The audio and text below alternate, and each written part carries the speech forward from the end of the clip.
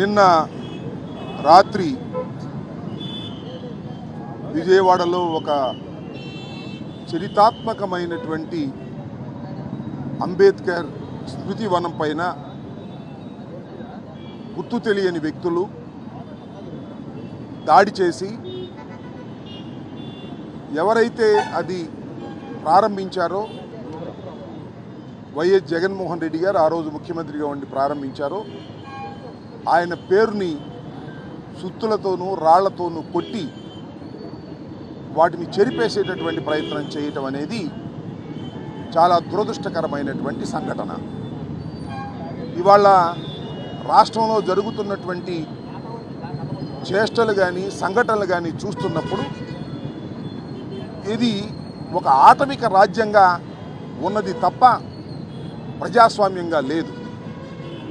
ఇది బాబాసాహెబ్ అంబేద్కర్ రచించిన రాజ్యాంగం ప్రకారం దేశమంతా నడుస్తూ ఉంటే ఆంధ్రప్రదేశ్ మాత్రం రెడ్ బుక్ రాజ్యాంగం నడుస్తూ ఉన్నట్టుగా అర్థమవుతూ ఉన్నది.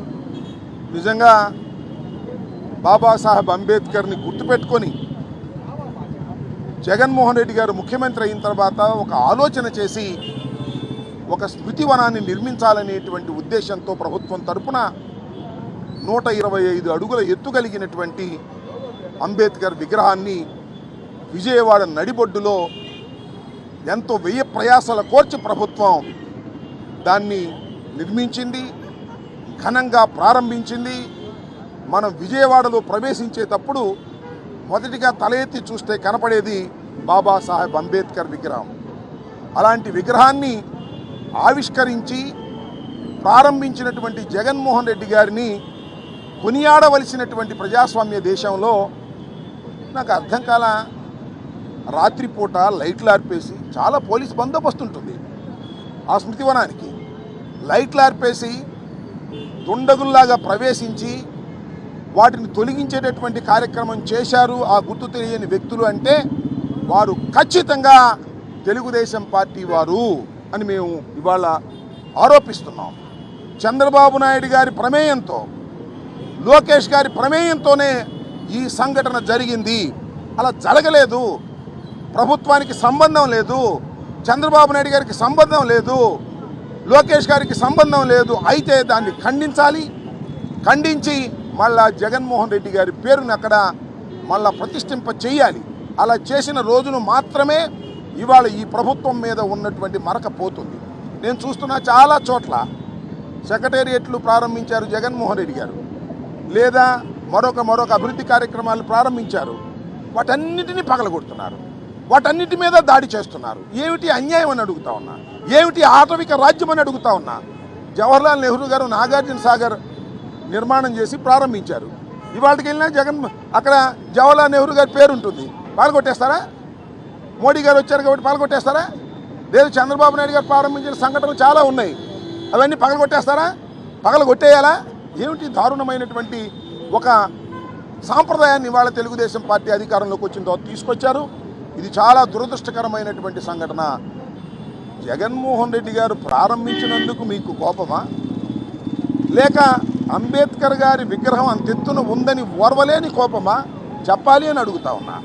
ఇవాళ ఆ స్మృతివనంలోకి ప్రవేశించి జగన్మోహన్ రెడ్డి గారి అక్షరాలను తొలగించే ప్రయత్నం చేశారు అంటే అది జగన్మోహన్ రెడ్డి గారి మీద దాడి కాదు, అది బిఆర్ అంబేద్కర్ విగ్రహం మీద, స్మృతి వనం మీద దాడిగా భావించాలి.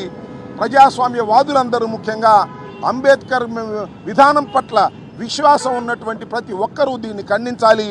ప్రభుత్వం వెంటనే ఆ అక్షరాలను అక్కడ పునఃప్రతిష్ఠించాలి. లేకపోయినట్లయితే దీనికి కారకులైనటువంటి వ్యక్తులు చంద్రబాబు నాయుడు గారు, లోకేష్ గారు ఆయన అనుకోవాల్సి ఉంటుంది. కాబట్టి తక్షణమే ఆ చర్య తీసుకోవాలి. ప్రభుత్వం దీన్ని ఖండించాలి, ప్రభుత్వం దీన్ని పునరుద్ధరింప చేయాలి. ఇలాంటి ఆటవిక చర్యలు ఇంకా కొనసాగుతున్నాయి. 2 సంవత్సరాలు 2 మాసాలు అయిపోయినప్పటికీ కూడా లా అండ్ ఆర్డర్ లేదు.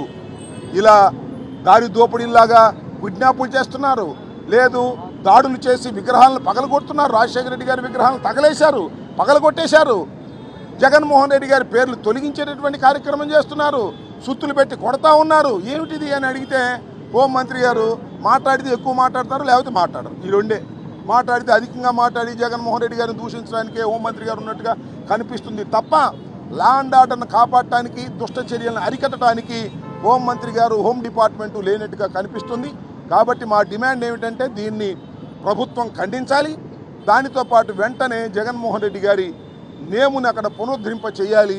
మీకు గిల్టీ లేకపోతే మీరు అలా చేయకపోతే దానికి బాధ్యులు మీరేనని మేము భావించవలసి ఉంటుందని ఈ సందర్భంగా చెప్పదలుచుకున్నాం.